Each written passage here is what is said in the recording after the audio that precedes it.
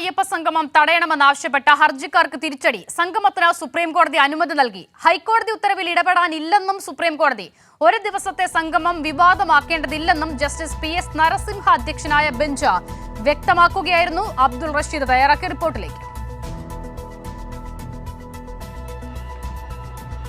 അസിത, ആഗോള അയ്യപ്പ സംഗമം തടയണമെന്നാവശ്യപ്പെട്ടുകൊണ്ട് സുപ്രീം കോടതിയിൽ ഹർജി സമർപ്പിച്ചവർക്ക് ഇന്ന് വലിയ തിരിച്ചടിയാണ് ഉണ്ടായത്. ആഗോള അയ്യപ്പ സംഗമം വ്യവസ്ഥകളോടുകൂടി നടത്താമെന്നുള്ളത് സുപ്രീം കോടതി ഇന്ന് വ്യക്തമാക്കിയിരിക്കുകയാണ്. 3 ഹർജികളാണ് സുപ്രീം കോടതിയുടെ പരിഗണനയിൽ ഉണ്ടായിരുന്നത്. ഈ 3 ഹർജികളും സുപ്രീം കോടതി തള്ളുകയും ചെയ്തു. നിലവിൽ ഹൈക്കോടതിയുടെ ഉത്തരവിൽ ഇടപെടാനാകില്ല എന്നുള്ളതാണ് ജസ്റ്റിസ് PS നരസിംഹ അധ്യക്ഷനായിട്ടുള്ള ബെഞ്ച് വ്യക്തമാക്കുകയും ചെയ്തിട്ടുള്ളത്. എന്തായാലും ദേവസ്വം ബോർഡിനെ അടക്കം രാഷ്ട്രീയവൽക്കരിക്കുകയാണ് സംസ്ഥാന സർക്കാർ എന്ന് ആരോപിച്ചുകൊണ്ടായിരുന്നു ഇത്തരത്തിൽ ഹർജിക്കാർ സുപ്രീം കോടതിയിൽ വാദം ഉന്നയിച്ചിരുന്നത്. എന്നാൽ അത്തരം ശ്രമം ഉണ്ടാകുന്നില്ല എന്നുള്ളത് സുപ്രീം കോടതിയും നിരീക്ഷിക്കുകയും ചെയ്തു. അതോടൊപ്പം പെരിയാർ ടൈഗർ റിസർവ് മേഖലയിലാണ് ഈ അയ്യപ്പ സംഗമം നടക്കുന്നത്. അതുകൊണ്ട് തന്നെ വന നിയമങ്ങളൊക്കെ തന്നെയും ലംഘിക്കപ്പെടാൻ സാധ്യതയുണ്ട്. അതുകൊണ്ട് ഈ മേഖലയിൽ അയ്യപ്പ സംഗമം നടത്താൻ കഴിയില്ല. ഈ അയ്യപ്പ സംഗമം ഓഡിറ്റോറിയത്തിലേക്ക് മാറ്റണമെന്ന ആവശ്യം കൂടി ഹർജിക്കാർ സുപ്രീം കോടതിയിൽ ഉന്നയിക്കുകയും ചെയ്തു. പക്ഷേ അതും തടയുന്ന സമീപനമാണ് സുപ്രീം കോടതിയുടെ ഭാഗത്ത് ഉണ്ടാവുകയും ചെയ്തിട്ടുള്ളത്. അതോടൊപ്പം തന്നെ ഈ മേഖലയിൽ ചില കച്ചവട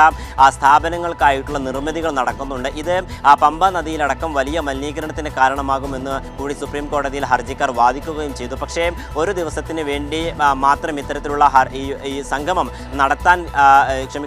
തടയാൻ കഴിയില്ല എന്നുള്ള നിരീക്ഷണത്തിലേക്കാണ് സുപ്രീം കോടതി എത്തുകയും ചെയ്തിട്ടുള്ളത്. എന്തായാലും കനത്ത തിരിച്ചടി തന്നെയാണ് ഹർജിക്കാർക്ക് നേരിടേണ്ടി വന്നിട്ടുള്ളത്. 3 ഹർജികളും സുപ്രീം കോടതി തള്ളുകയും ചെയ്തു. എന്തായാലും ഇപ്പോൾ ഹൈക്കോടതിക്ക് പിന്നാലെ വ്യവസ്ഥകൾ പാലിച്ചുകൊണ്ട് അയ്യപ്പ സംഗമം നടത്താമെന്നുള്ളത് തന്നെയാണ് സുപ്രീം കോടതിയും ഉത്തരവിട്ടിരിക്കുന്നത്.